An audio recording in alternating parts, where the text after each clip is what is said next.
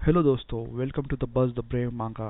आज हम global freeze का नया चैप्टर कंटिन्यू कर रहे हैं जो मैंने आपके लिए इंग्लिश में रिवराइट किया है।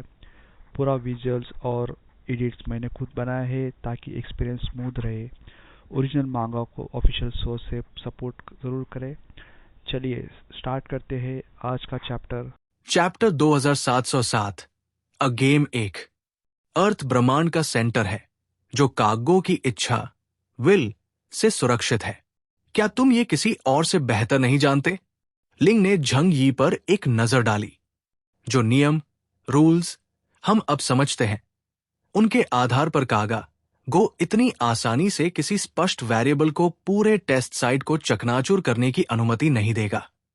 भले ही स्टारी स्काई कॉरिडोर इससे टकराने वाला हो, फिर भी इसकी पूरी संभावना है कि किसी बिंदु पर इसे रास्ते से हटा डिफ्लेक्टेड दिया जाएगा।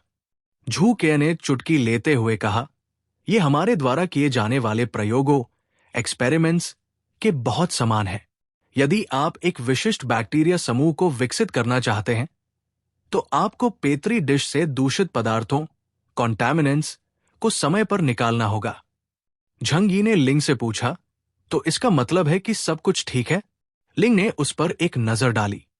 कुल मिलाकर सब ठीक है, लेकिन ये केवल कुछ इक्का-दुक्का घटनाएं हैं, इसलिए यकीन के साथ कहना मुश्किल है। झंग यी अवाक स्पीचलेस रह गया। वो लिंग के शब्दों में व्यक्त अर्थ को समझ गया था। क्रिएटर शायद स्टार कॉरिडोर को पूरे सौर मंडल के टेस्टिंग ग्राउंड को नष्ट करने की अनुमति दे दे, लेकिन उसे इस बात की बिल्कुल परवाह नहीं होगी कि कुछ इंसान मर गए। क्रिएटर मानव जाति ह्यूमन काइंड के निर्माण से प्यार करता है, लेकिन वह किसी एक इंसान की परवाह नहीं करता। ये मानव जाति 6 पीढ़ियों की संपूर्ण मानवता को संदर्भित करती है। हम इसे सकारात्मक रोशनी में सोच सकते हैं। ये निश्चित रूप से एक अच्छी चीज है। झंग यी ने अपना माथा मला। सौर मंडल के भीतर कई ऐसी सभ्यताएं और नस्लें मौजूद हैं जो उनके हुएक्सू किंगडम से कहीं अधिक शक्तिशाली है। उदाहरण के लिए नाइटमेयर क्लैन, अबिस क्लैन और यहां तक कि ड्रैगन क्लैन। विशेष रूप से ड्रैगन रेस के पास प्राचीन ड्रैगन फक्सी है जो करोड़ों वर्षों से जीवित है। उनके पास हुएक्सू किंगडम की तुलना में अधिक उन्नत तकनीकी सभ्यता और झंग यी से अधिक शक्ति है। इसलिए जब ऐसा संकट आता है तो उनके पास इससे निपटने के लिए बेहतर रणनीतियां भी होती है। यहां तक कि वे भी भाग गए, जिसका अर्थ है कि समस्या बहुत बड़ी होगी। मैं समझ गया, ये एक चुनौती और अवसर दोनों है। यदि सही तरीके से उपयोग किया जाए तो ये हमें जबरदस्त लाभ पहुंचा सकता है। झंग यी ने अपनी कनपटी मलते हुए लापरवाही से कहा। यांग जिंगसिन तुरंत झंग यी का मतलब समझ गई। आपका मतलब है हमें अन्य जातीय समूहों की तुलना में कम आत्मविश्वास दिखाना होगा? सही बात है। ये इंफॉर्मेशन गैप, सूचना का अंतर है। उन्होंने स्टारी स्काई कॉरिडोर का असली चेहरा, उसके भीतर की अलग आध्यात्मिक संस्थाएं, मेंटल एंटिटीज और वहां मौत की सघनता, डेंसिटी देखी थी। अन्य नस्लें क्या देखेंगी? झंग यी ने मुस्कुराते हुए पूछा। वे केवल एक विशाल ब्रह्मांडीय दृश्य, कॉस्मिक स्पेक्टिकल देखेंगे जो अविश्वसनीय शक्ति के साथ ब्रह्मांड के केंद्र की ओर बढ़ रहा है। यांग जिंगसिन के होंठ थोड़े मुड़ गए। इसके अलावा हमें सूक्ष्मता से बात फैलानी चाहिए, उन्हें यह बताना चाहिए। स्टारी स्काई कॉरिडोर के भीतर स्टार क्लैन द्वारा छोड़ा गया अंतिम खजाना छिपा है और यह जेनेटिक लॉक तोड़ने और ओमेगा रियल में प्रवेश करने का एक छोटा रास्ता, शॉर्टकट भी है। और फिर हम एक तरफ छिप गए और उन्हें अंदर कूदते हुए देखा। उसने धीरे से कहा, हर वो सभ्यता जिसे स्टार रेस की थोड़ी भी समझ है, वो अच्छी तरह जानती है कि वो युग कितना भयानक था। वे ये भी समझेंगे कि क्रिएटर द्वारा उन पर दैवीय दंड, डिवाइन पनिशमेंट देने से पहले स्टार क्लैन ने निश्चित रूप से बहुत सी चीजें पीछे छोड़ी होंगी। यदि आप थोड़ा विश्वसनीय प्रमाण जोड़ते हैं, जैसे कि वर्षों से नदी के तट, रिवर बैंक की भूमि में जोमोन के टुकड़ों या खोई हुई गोलियों, टैबलेट्स का अवलोकन, तो ये हथकंडा, गिमिक, पूरा हो जाएगा। झंग यी ने अपनी उंगलियों से कुर्सी के हत्थे को हल्के से थपथपाया। उसके चेहरे पर अनुमोदन, अप्रूवल की मुस्कान थी। तुम सच में मेरे पेट के कीड़े की तरह हो, तुम इसे तुरंत समझ जाती हो। फैटी शू ने पलकें झपकाई। बड़े भाई, क्या आप स्टारी स्काई कॉरिडोर को एक विशाल मांस ग्राइंडर, मीट ग्राइंडर के रूप में उपयोग करने की योजना बना रहे हैं? उन दूर की सभ्यताओं को मारने के लिए जो हमारे लिए कोई खतरा पैदा नहीं करती हैं? इतने अच्छे अवसर के साथ इसका लाभ क्यों न उठाया जाए? झंग यी ने कहा। अभी हमारे ऊपर सबसे बड़ा दबाव कहां से आ रहा है? वे उन नस्लों से आते हैं जिन्होंने हमें ऊपर उठते देखा और हमारे विनाश की कामना की। जब पृथ्वी पर कोई बाहरी खतरा नहीं होता तो उन्हें खत्म करना ही उनका सबसे बड़ा विचार होता है। हालांकि जैसे ही स्टार कॉरिडोर आएगा, हर कोई उसे देख रहा होगा। यदि आप जीवित रहना चाहते हैं तो आप बहुत दूर रहेंगे। यदि आप अपनी जान का जुआ खेलना चाहते हैं तो आप अंदर दौड़ेंगे। झंग यी हंसते हुए बोला। उसने अपनी पीठ मली। उसके चेहरे पर एक परिचित भाव था, किसी दूसरे के लिए जाल बिछाने वाले व्यक्ति का भाव। हमें जो करने की जरूरत है वो उन्हें कहानी पहले से बताना है। कहानी? कौन सी कहानी? आपने उपन्यासकार बनने के लिए अपना करियर बदल लिया है, लाओडा। ये स्टार क्लैन की कहानी है। झंग यी ने आंखें घुमाई। फिर उसने हवा में इशारा किया और एक नई एडिटिंग विंडो दिखाई दी। नदी के किनारे पहले से ही एक खोया हुआ बोर्ड है और जोमोन लिपि का एक अनुवाद जो उन्होंने हमें दिया था। हमारे वापस जाने के बाद यदि हम ज़ेपिन किंगडम के डेटाबेस पर भी कब्जा कर सकें तो हम स्टार क्लैन की विरासत पर जानकारी का एक अपेक्षाकृत पूरा सेट बनाने में सक्षम होंगे। वे इसे एक आधी सच्ची आधी झूठी किंवदंती, लेजेंड के रूप में पेश करेंगे। उसकी आंखें चमक उठीं, एक लोमड़ी की तरह चालाक, और साथ ही एक ठंडी मारने की मंशा, किलिंग इंटेंट को भी छुपाए हुए। उदाहरण के लिए, इससे पहले कि स्टार रेस एक नया ब्रह्मांड खोलने के अपने प्रयास में विफल हो गई, उन्होंने अपनी पूरी सभ्यता को एक स्टार कॉरिडोर में संकुचित कर दिया और विरासत में लेने के लिए अगली योग्य सभ्यताओं की प्रतीक्षा की। केवल वे नस्लें जो पर्याप्त बहादुर, पर्याप्त शक्तिशाली और पर्याप्त पागल है, वे ही प्रवेश करने और स्टार क्लैन की महान विरासत प्राप्त करने के योग्य है। इसमें ओमेगा दर्जा प्राप्त करने के रहस्य भी शामिल है। मुझे बताओ, ऐसी लालच का विरोध कौन कर पाएगा? झंग यी का चेहरा खतरनाक मुस्कान से भरा था। ऐसा लगता है कि आप कुछ भी करने में सक्षम हैं। फैटी शू अपनी व्यंग्यात्मक टिप्पणी को रोक नहीं पाया। झंग यी अभी भी वही झंग यी है। उन दुश्मनों और संभावित दुश्मनों पर दया करो जो हमारे अस्तित्व के लिए खतरा है। झंग यी ने हाथ फैलाए। हम जो करना चाहते हैं वो उन्हें असली कसाई खाने, स्लॉटर हाउस में छोड़ना है और इसका नाम बदलकर ट्रायल ग्राउंड, परीक्षण स्थल रखना है। वो रुका, फिर एक और वाक्य जोड़ा, और चलिए इसे एक और भी प्रभावशाली नाम देते हैं, जैसे ओमेगा लैडर, ओमेगा सीढ़ी या ऐसा ही कुछ। ब्रिज पर एक अजीब सन्नाटा छा गया। ये बिल्कुल उस तरह का शब्द है जिसका उपयोग धोखाधड़ी करने वाले धर्म, फ्रॉडुलेंट रिलीजन्स करना पसंद करते हैं। फैटी शू अपने आप में बड़बड़ाया, लेकिन यह सुनने में वास्तव में आकर्षक लगता है। जितना अधिक ये एक धोखाधड़ी वाले धर्म जैसा लगता है, उतना ही बेहतर है। झंग यी ने हालांकि ऐसा व्यवहार किया जैसे ये बिल्कुल स्वाभाविक हो। एक सच्चे पागल का रक्तचाप, ब्लड प्रेशर ऐसा शब्द सुनकर बढ़ जाएगा और वो नफरत से इतना भर जाएगा कि वो तुरंत अंदर दौड़ पड़ेगा। सभी नस्लों और महामानवों, सुपर ह्यूमंस में से कौन सा व्यक्ति पारलौकिक, ट्रांसेंडेंट और शाश्वत, एटर्नल प्राणी बनना नहीं चाहता? एक बार जब आप ओमेगा बन जाते हैं तो आपके पास क्रिएटर के नियमों को चुनौती देने की शक्ति होती है, जो लगभग ईश्वर जैसी है। जब तक इस तरह के प्रलोभन दिए जाते हैं, मौत का जोखिम जानते हुए भी कई लोग अभी भी उनकी ओर दौड़ेंगे। यही मानवीय स्वभाव ह्यूमन नेचर है। झंग यी ने अपनी आंखें बंद कर ली और जल्दी से अपने मन में योजना को दोहराया। 2 साल बाद स्टार कॉरिडोर सौर मंडल के पास पहुंचा। उन्होंने 1 साल पहले ही ओमेगा लैडर की कहानी जारी कर दी थी। ज़ेपेन किंगडम की संपादित वीडियो साक्ष्य और खंडित जानकारी के साथ मिलकर पूरे ब्रह्मांड का मानना था कि स्टार क्लैन द्वारा छोड़ा गया अंतिम अवसर वहां छिपा हुआ था। उस समय हर कोई सोचेगा कि उनके पास रहस्य है। हर कोई सोचता है कि वे सीढ़ी चढ़ने के योग्य सभ्य लोगों में से हैं। केवल उनके ड्रीमर जहाज को पता था कि वास्तव में वहां क्या था।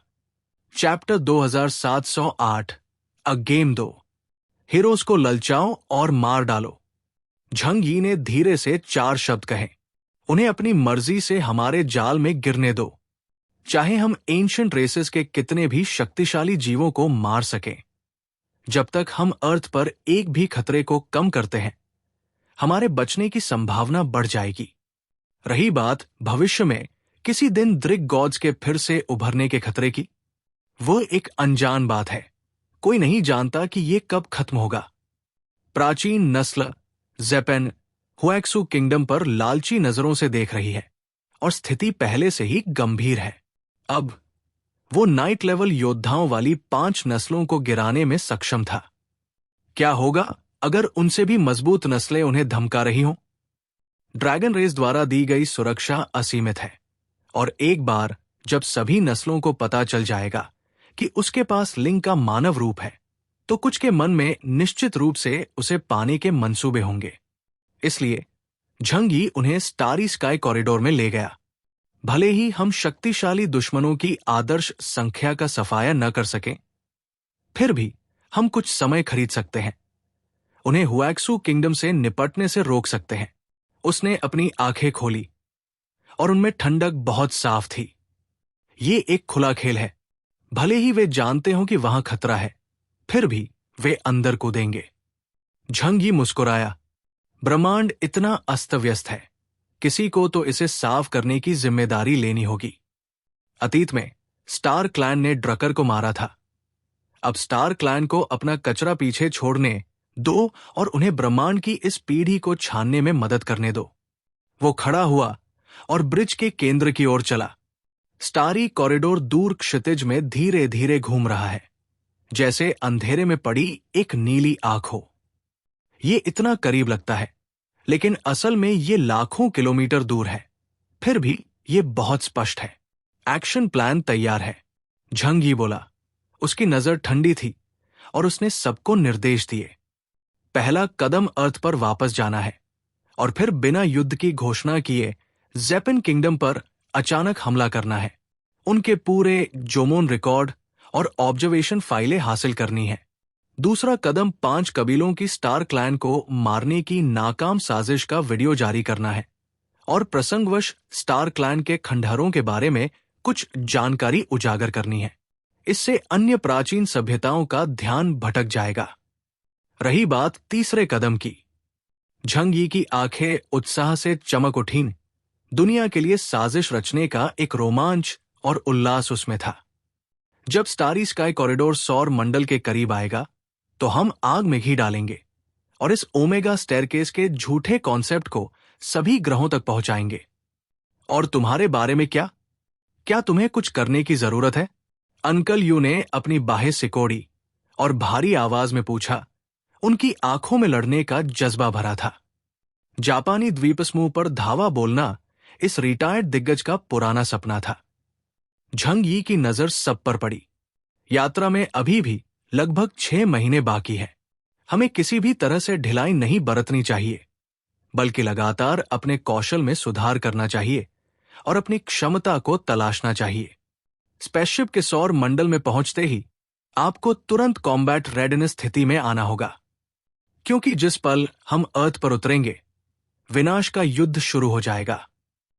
बहुत बढ़िया, आखिरकार हमें चमकने का मौका मिला है। क्षु पैंग ने अपनी मुट्ठी भींची।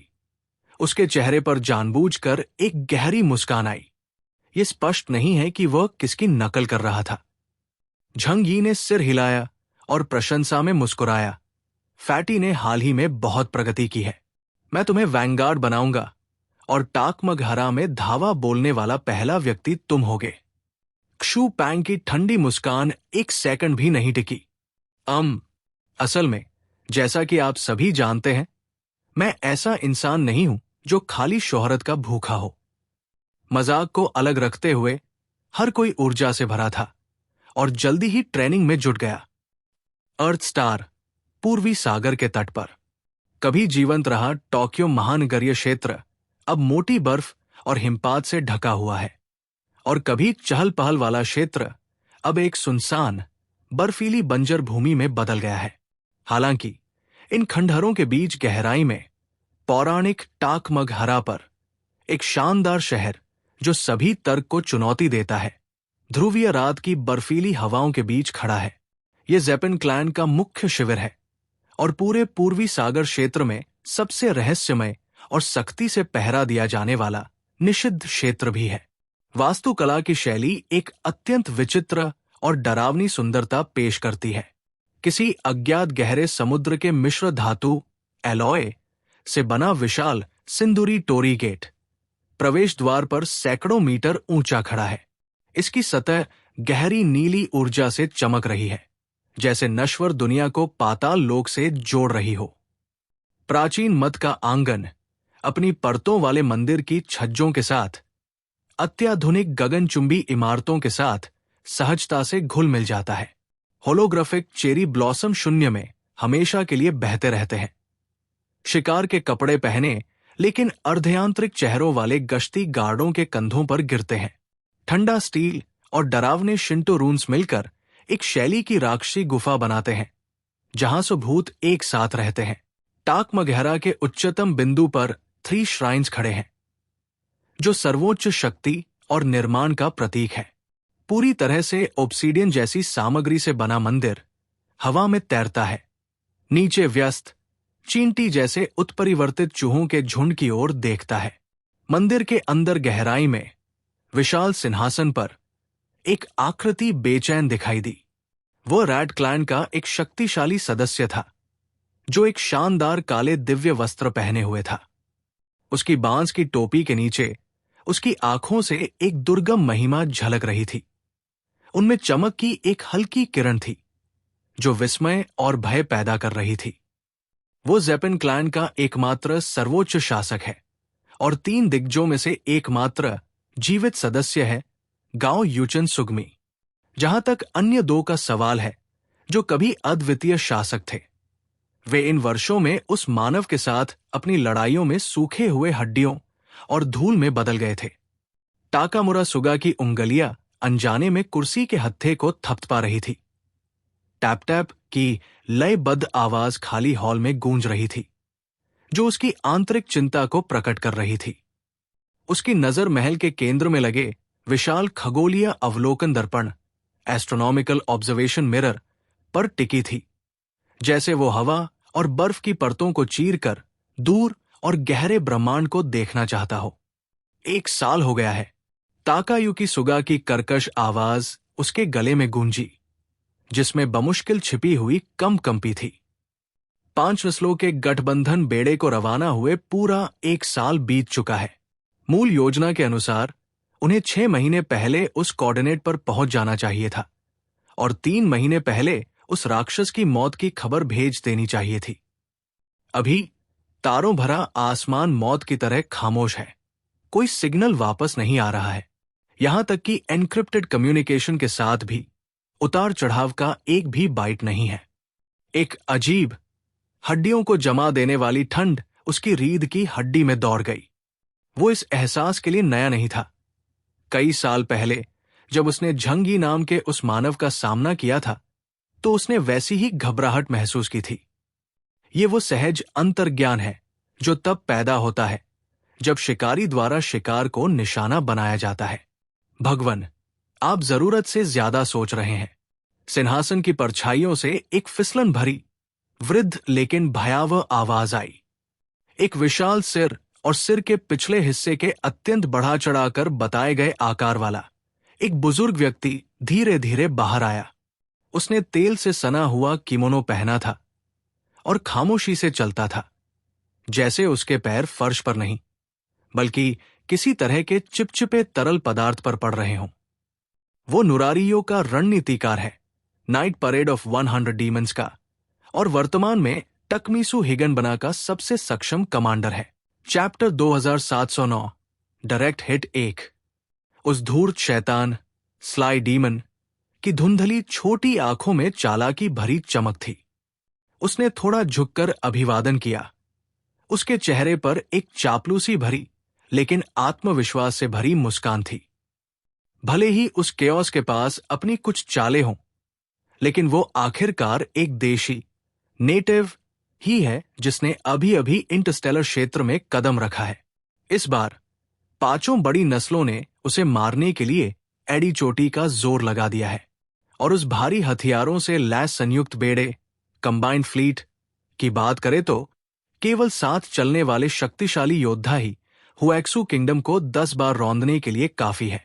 इसके अलावा हमारे पास अभी भी वो सबसे अचूक तुरुप का पत्ता ट्रम्प कार्ड है, स्टारी स्काई कॉरिडोर। नुरारियो के पास खड़े एक लंबे कद वाले जीव ने भी एक गहरी दबी हुई दहाड़ मारी। वो आधा इंसान आधा जानवर जैसा राक्षस था, जिसके शरीर पर स्टील की सुइयों जैसे काले बाल थे, बाहर निकले हुए दांत और खून जैसी लाल आंखें थी।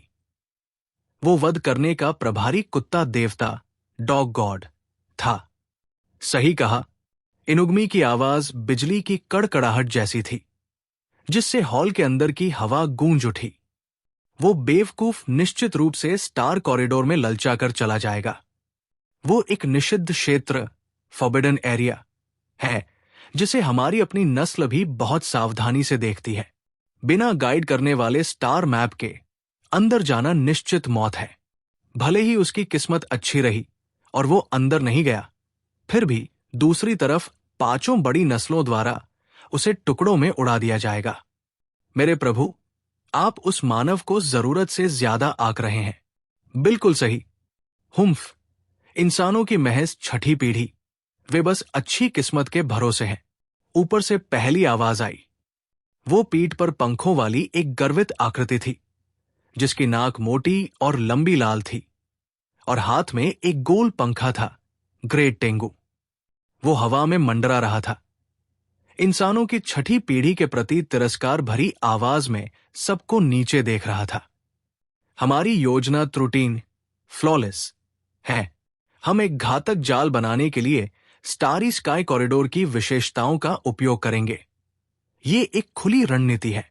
वो लालची था, इसलिए वो मर गया। वो लालची भी था, और घेरे जाने पर भी वो मर जाता। आप इसे कैसे भी देखें, वो केओस अब ब्रह्मांड की धूल बन चुका है।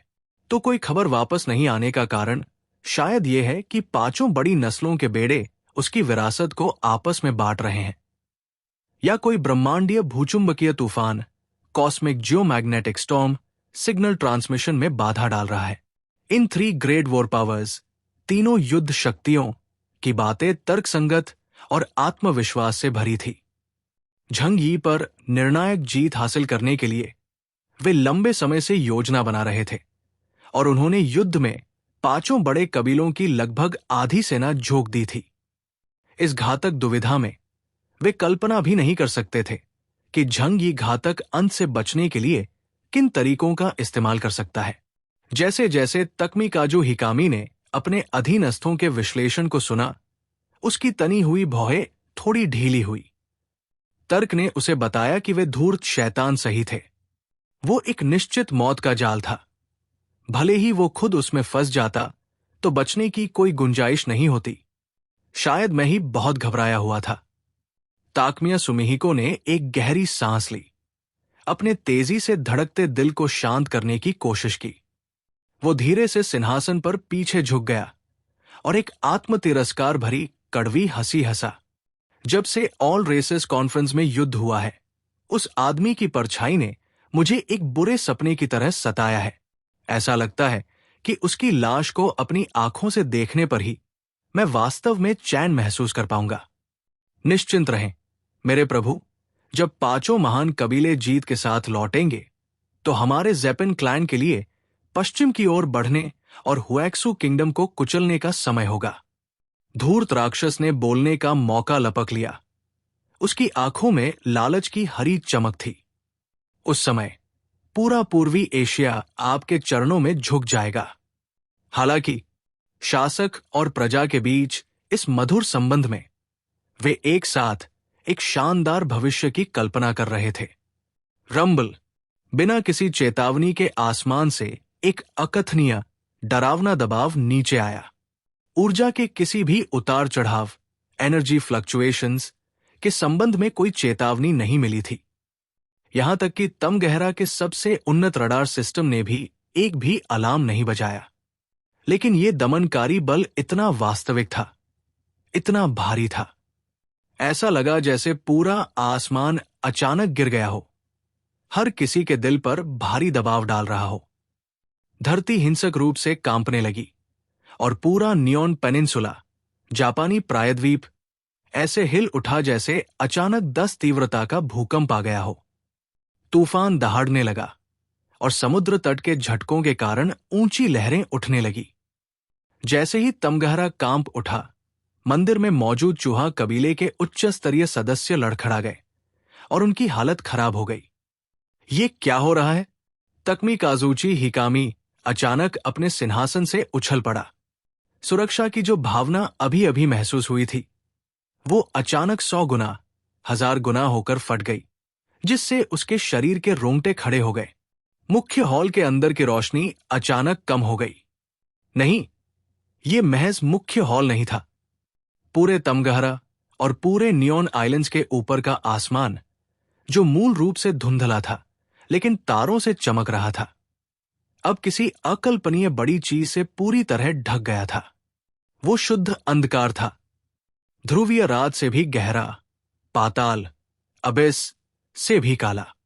सभी चूहे, चाहे वे सड़कों पर गश्त कर रहे हों या भूमिगत कारखाने में काम कर रहे हों, खौफ में अपना सिर उठाकर चीखने लगे। उनकी नजरों के सामने एक विशाल सुपर बैटलशिप, जो किसी पहाड़ या चलते फिरते शहर जितना बड़ा था, बादलों से खामोशी से नीचे उतर रहा था। इसका मतलब था लैंडिंग। वो एक कुचल देने वाली हार थी। वो क्या है? ग्रेट टेंगू खौफ में घूरने लगा। उसके हाथ से पंखा धप की आवाज के साथ जमीन पर गिर गया। आसमान के अधिपति के रूप में उसने पहले कभी इतनी विशाल उड़ने वाली रचना नहीं देखी थी। ये ऐसी चीज थी जिसे पृथ्वी की कोई भी सभ्यता नहीं बना सकती थी। वो ड्रीमर है। ताकमिया सुमिहिको की आवाज बदल गई थी। ये अत्यधिक डर से निकली एक चीख थी। ये वही है। वो वापस आ गया है।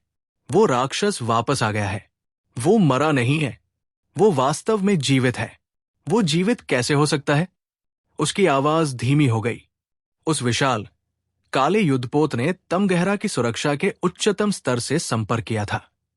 वह टेनिफ्तो एनर्जी शील्ड है, जो सैकड़ों परमाणु रिएक्टरों द्वारा संचालित है और कहा जाता है कि ये नाइट लेवल की ऊर्जा इकाइयों के हमलों को झेलने में सक्षम है। तर्क के अनुसार युद्धपोतों को पहले अपनी मुख्य तोपों का उपयोग शील्ड को उड़ाने के लिए करना चाहिए या इलेक्ट्रॉनिक युद्ध के माध्यम से घुसपैठ करनी चाहिए, लेकिन इस युद्धपोत ने ऐसा नहीं किया। एक घमंडी और दबंग अंदाज के साथ, जो निराशा पैदा कर दे, उसने उन पर सीधे और जोर से टकराने से पहले अपनी गति भी कम नहीं की। स्नैप! एक तीखी, कान के पर्दे फाड़ देने वाली आवाज तुरंत पूरे द्वीप समूह में गूंज उठी। ऐसा लगा जैसे आसमान चकनाचूर हो गया हो, और उस आवाज ने अनगिनत चूहों के कान के पर्दे छेद दिए। वो नीली ऊर्जा बाधा, एनर्जी बैरियर, जो हजारों टन ऊर्जा झेलने के लिए पर्याप्त मजबूत थी, उच्च स्तरीय सभ्यता के इस इंटरस्टेलर वॉरशिप के सामने उतनी ही कमजोर थी जितनी कि बर्फ की एक पतली नई बनी परत। युद्धपोत का जेड ब्लैक धनुष फ्रंट पार्ट, जो मौत के दरांती जैसा दिखता था, आसानी से शील्ड्स को चीर गया। इसके तुरंत बाद सैकड़ों करोड़ों टन द्रव्यमान की जड़ता, इनर्शिया, को धोते हुए विशाल जहाज ने बेरमी से नीचे कुचल दिया। एनर्जी शील्ड चकनाचूर हो गई। अनगिनत नीली ऊर्जा के टुकड़े रोशनी की एक सुंदर लेकिन मार्मिक बारिश की तरह गिरने लगे। लेकिन ये बारिश अपने साथ केवल विनाश लेकर आई। जैसे ही शील्ड टूटी, तमगहरा का पूरा द्वीप हिंसक रूप से कांपने लगा। धरती फट गई, ऊंची इमारतें ढह गई और कियोशी श्राइन और टोरी गेट्स पल भर में मलबे में बदल गए। नदी के तल पर रहने वाले उन चूहों को भागने का समय भी नहीं मिला, इससे पहले कि वे जमीन पर कुचल दिए जाते। प्लॉप प्लॉप रंगीन तरल के पोखरों में बदल गए। Chapter 2710 direct hit 2। सिर्फ युद्धपोत के नीचे उतरने से पैदा हुए भयानक हवा के दबाव, एयर प्रेशर ने ही हमला करने वाले चूहों को जमीन पर पटक दिया और उन्हें आसानी से मांस और खून के ढेर में कुचल दिया। इसके तुरंत बाद जहाज के विशाल निचले हिस्से की परछाई, जैसे आसमान गिर रहा हो, उन पर छा गई। ग्रम्बल, वे तीखी चीखें शुरू होते ही अचानक रुक गई। हजारों हजार चूहे, साथ ही स्थानीय लोगों के घर और सड़कें युद्धपोत के अटूट मिश्र धातु, इंडिस्ट्रक्टिबल एलॉय वाले कवच के नीचे पल भर में कुचले गए। खंडहरों में खून और कटे हुए अंगों का धमाका हुआ, जिससे सफेद बर्फ का मैदान लाल हो गया। लेकिन वे तुरंत युद्धपोत के इंजनों से निकलने वाली तेज गर्म लहरों, ब्लास्ट वेव्स से भाप बनकर उड़ गए। ये एकतरफा कत्लेआम था, एक उच्च सभ्यता द्वारा निचली सभ्यता को बेरमी से कुचलना। अभी इसी वक्त ज़ेपेन क्लैन का विनाश करने वाले ड्रीमर युद्धपोत के अंदर कंट्रोल रूम की विशाल होलोग्राफिक स्क्रीन पर नीचे का खौफनाक नजारा हर एंगल से दिख रहा था। वे कभी अजय समझे जाने वाले सुरक्षा ढांचे कागज की तरह ढह गए और वे घृणित राक्षस हताशा में कीमा बन गए। लू केरन अभी भी अपना आधा बचा हुआ एनर्जी ड्रिंक हाथ में लिए खड़ी थी। वो खिड़की के पास खड़ी होकर नीचे के नर्क जैसे नजारे को देख रही थी। उसके होठों पर एक मुस्कान थी, एक ऐसी तिरस्कार भरी नजर जो अक्सर तकनीकी विशेषज्ञों, टेक गीक्स की होती है। हुम्फ, सुरक्षा का यह स्तर तो कागज जैसा पतला है। लू केरन ने अपना सिर हिलाया और खाली बोतल को कचरे के डिब्बे में फेंक दिया, जिससे एक तेज आवाज हुई। इस तरह की low level one way energy shield की संरचना बहुत ढीली है, बिल्कुल वैसी जैसे मैंने प्राइमरी स्कूल में मॉडल बनाया था। युद्धपोत की छोटी तोपों की भी जरूरत नहीं है, बड़ी तोपों की तो बात ही छोड़ो। वो मुड़ी, शांति से खड़े झंगी की ओर देखा, कंधे उचकाए और मुस्कुराई। ब्रदर झंगी, लगता है हमने उन्हें बहुत ज्यादा आंक लिया था। सुरक्षा के इस स्तर के साथ हम उन्हें कुचलने के लिए बस फिजिकल कोलिजन मोड, सीधी टक्कर का उपयोग कर सकते हैं। इससे समय और मेहनत दोनों बचती है और हम जमीन को समतल करने में भी मदद कर सकते हैं। ये एक लंबे समय से योजनाबद्ध, बिना घोषित किया गया युद्ध था। अंतरिक्ष यात्रा की विशेषताओं और ड्रीमर की सुपर स्टेल्थ तकनीक का उपयोग करते हुए टाक मगहरा में उतरने से पहले ज़ेपेन किंगडम को कुछ भी पता नहीं चल सका। बचाव करना तो दूर की बात थी, लेकिन अगर वे कुछ सावधानी बरतते भी तो असलियत में उससे कोई फर्क नहीं पड़ता। आखिर तियनहाई सिटी की सभ्यता का स्तर ज़ेपेन किंगडम से कहीं आगे निकल चुका है। झंगी अपने हाथ पीछे बांधकर खड़ा था, उसकी नजर नीचे ढहते हुए टाक मगहरा पर टिकी थी। उसकी आंखों में कोई दया नहीं थी। तो फिर बस इसे कुचल दो, झंगी ने शांति से कहा। चूहों के इस घोंसले को पूरी तरह समतल कर दो जिस पर उन्हें इतना गर्व है। मैं टकमियासु हिगन बना को दिखाना चाहता हूं कि असली दैवीय दंड, डिवाइन पनिशमेंट, क्या होता है। समझ गई, लू केरन ने मजाकिया अंदाज में सैल्यूट किया, फिर लापरवाही से आदेश जारी किया, पूरे महाद्वीप को ब्लॉक कर दो, उन्हें कोई भी जानकारी बाहर लीक मत करने देना। एक विशाल इलेक्ट्रॉनिक नाकाबंदी, इलेक्ट्रॉनिक ब्लॉकेड ने तेजी से पूरे जापानी द्वीप समूह को अपनी चपेट में ले लिया, जिससे सूचना का प्रवाह पूरी तरह ठप हो गया। ठंडे इलेक्ट्रॉनिक सिग्नल शून्य में टकराए, लेकिन यह गहरे समुद्र में चिल्लाने जैसा था, जिसकी कोई गूंज नहीं थी। बाहरी दुनिया से मदद मांगना तो दूर, आपस में बात करना भी मुश्किल हो गया, जिससे वे पूरी तरह अंधे और बहरे बन गए। टाकमघारा श्राइन के अंदर टकमीसु हिकामी ने अपने हाथ में पकड़े कम्युनिकेटर को जोर से भींचा। उसने नियॉन आइलैंड्स के करीबी ठिकानों और अलायंस की अन्य 4 प्राचीन सभ्यताओं से संपर्क करने की कोशिश की, लेकिन जवाब में उसे सिर्फ एक हताश करने वाली बिजी टोन मिली। उनके सिग्नल एक दूसरे तक भी नहीं पहुंच पा रहे थे, जिससे वे पल भर में आदिम युग में वापस पहुंच गए। ये कैसे हो सकता है? हमारा सिग्नल काट दिया गया है। टकामिकामी सुमिहिको का बूढ़ा चेहरा डर से मरोड़ गया। नहीं, ये सिर्फ कटना नहीं है, ये पूरी फ्रीक्वेंसी पर एक भौतिक नाकाबंदी है। वो केओस, वो न केवल युद्धपोत वापस लाया है, बल्कि ऐसे इलेक्ट्रॉनिक उपकरण भी लाया है जो इस ग्रह के तकनीकी स्तर से कहीं आगे है। उस पल एक रूह कंपा देने वाला अंदाजा उसके दिमाग में जहरीले सांप की तरह घर कर गया। 5 बड़ी नस्लों का संयुक्त बेड़ा बिना किसी निशान के गायब क्यों हो गया? झंगी एक बिल्कुल सही सलामत सुपर बैटलशिप में वापस कैसे आ सका? हम हार गए, हम वास्तव में हार गए। टकमियासु हिजन पीछे लड़खड़ाया और उस सिंहासन पर गिर गया जो सर्वोच्च शक्ति का प्रतीक था। उसकी आवाज इतनी कर्कश थी जैसे 2 रेगमाल आपस में रगड़ रहे हों। अभियान दल, एक्सपेडिशनरी फोर्स, शायद पूरी तरह खत्म हो चुका है। वो एक अजेय बेड़ा था और इस राक्षस ने उसे अकेले ही मिटा दिया। एक अभूतपूर्व डर ने उसकी बुद्धि पर कब्जा कर लिया, लेकिन आखिरकार वो एक तानाशाह था जिसने सालों तक शासन किया था। डर के बाद जो चीज उभर कर आई वो था उन्मादी पागलपन। चूंकि बचने का कोई रास्ता नहीं है, तो चलो दुश्मन को भी अपने साथ नर्क ले चलते हैं।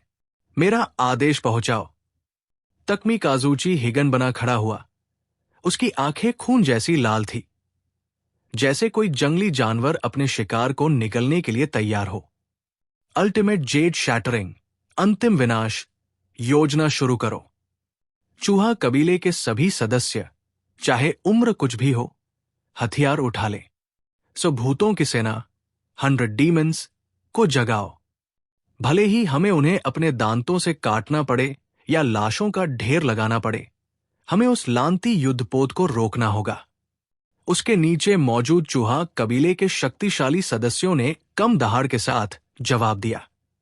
हां, अपमानजनक जीवन जीने से बेहतर है शान की मौत मरना। हमें सभी हमलावरों को नष्ट करना होगा। इस पागलपन भरे आदेश के साथ ही पूरे जापानी द्वीपसमूह में कोहराम मच गया। नीचे ड्रीमर द्वारा आधे कुचले जा चुके शहर में अनगिनत एयर रेड शेल्टर के दरवाजे खुल गए। चूहा योद्धाओं का एक घना सैलाब बाहर निकल आया। नशीली दवाओं और ब्रेन वॉशिंग के प्रभाव में इन चूहों ने अपने सिर पर जीत निश्चित है लिखी पट्टियां बांध रखी थी। ऑन बोर्ड, हमला करो। हजारों लाखों चूहे ज़ोंबी की तरह अपने साथियों की लाशों को रौंदते हुए आसमान में मंडराते उस काले दानव की ओर आत्मघाती हमला करने निकल पड़े।